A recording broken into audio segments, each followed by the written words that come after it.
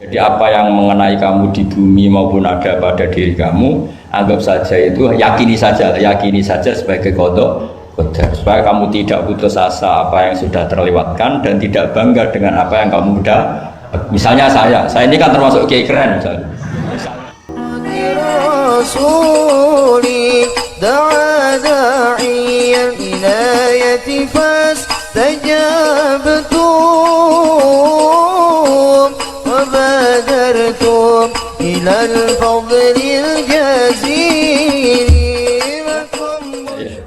Masalah keimanan tanya apa ngeluh?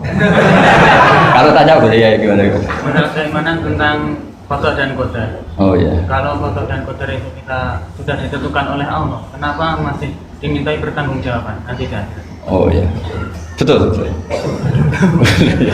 Ya seperti mukadimah saya tadi ya. Jadi ngaji itu harus kafah. Kafah itu artinya komplit. Jadi Nabi dalam banyak hal yang momennya tepat ya menganalisis dengan qada qadar, tapi dalam banyak hal juga melarang orang membicarakan qada qadar. Jadi misalnya gini, kamu kadung ditakdir pernah punya dosa dan kamu ingin tobat, maka dosa yang masa lalu anggap saja qada qadar, terus keinginan tobat itu anggap aturan syariat. Jangan lalu setelah qada qadar kamu tidak berkeinginan tobat.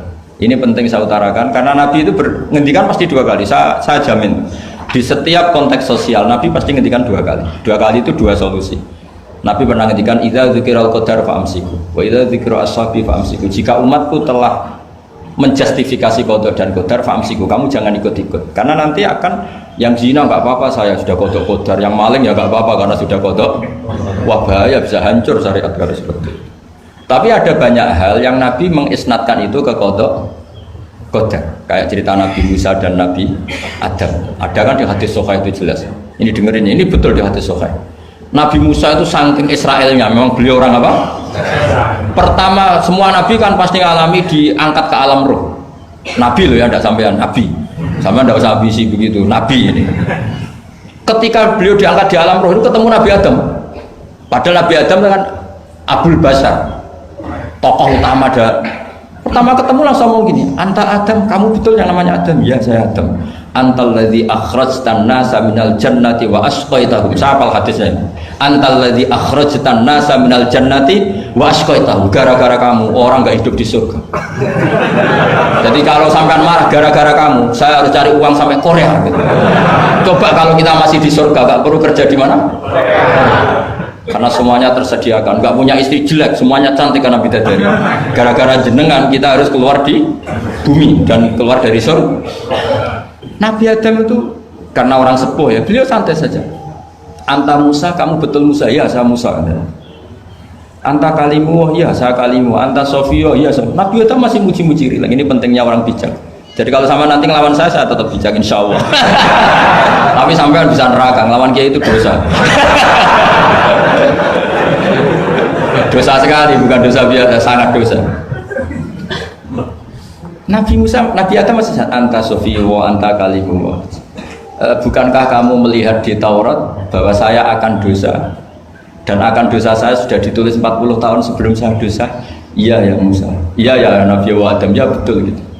Berarti kamu mengkritik saya, atalumunani fi amrin qad qadahu. Kamu mengkritik saya, menyalahkan saya dengan sesuatu yang sudah diqada-qadar oleh Allah sebelum saya lakukan.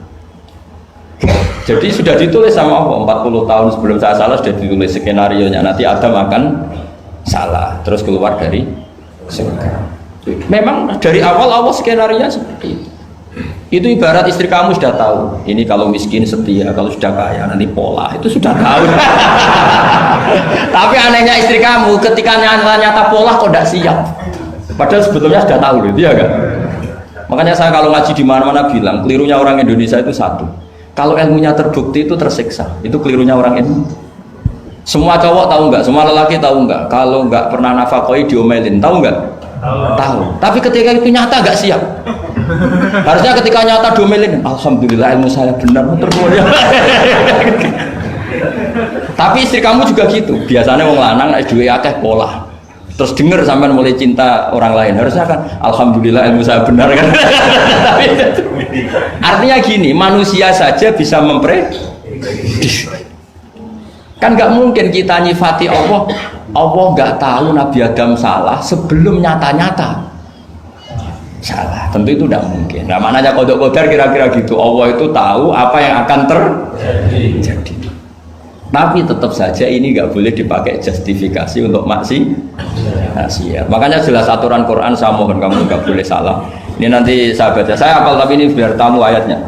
Itu ayatnya kan ma asaba musibatin fil ardi wala fi anfusikum illa fi kitabim min qabli an nabraha inna dzalika 'ala Allahi yasir likai la ta'saw 'ala ma fatakum wala tafrahu bima atakum. Jadi apa yang mengenai kamu di bumi maupun ada pada diri kamu, anggap saja itu, yakini saja sebagai qada qadar, supaya kamu tidak putus asa apa yang sudah terlewatkan dan tidak bangga dengan apa yang kamu udah. Misalnya saya ini kan termasuk kiai keren misalnya itu saya tidak pernah bangga karena memang ditulis kalau suatu saat Gus Bah itu keren, jadi bangganya di mana? Kan sesuai skenanya. Jadi untuk menghilangkan ujub bangga itu dengan cara iman sama qada qadar. Terus likaila tak soal wafatakum, kamu tidak perlu putus asa dengan apa yang sudah kelewat. Misalnya masa lalu kamu ya tadi diusir istri, suami, macam-macam lah, utangnya banyak, wes sudah bangkit saja, sudah takdir. Jadi mungkin ada yang mencarikan, coba ini carikan, mungkin di surat Hadid atau apa yang nanti dicari ayatnya. Pokoknya ayatnya tadi apa? Ma asoba min musibatin fil ardi wala fi anfusikum apa illa fi kitabim min qabli an nabraha inna dzalika 'ala Allahi yasir likaila taksau 'ala ma fatakum wala tafrahu bima atakum. Jadi qada qadar ditulis supaya kamu tidak putus asa menyesali apa yang sudah kelewat dan bangga kumoluhur terhadap apa yang kamu dapat. Jadi misalnya Pak Jokowi jadi presiden, untuk menghilangkan ujub ya, memang sudah ditulis kalau akan jadi, ya biasa saja sesuai skenario. Ya sama seperti sampai suatu saat tua, terus untungmu coplok, terus dredeg kepleset tiba. Soalnya harus senang saja. Zaman kamu muda juga sudah tahu kalau nanti akan seperti itu. Jadi kalau itu terjadi, ya sudah, memang akan seperti itu.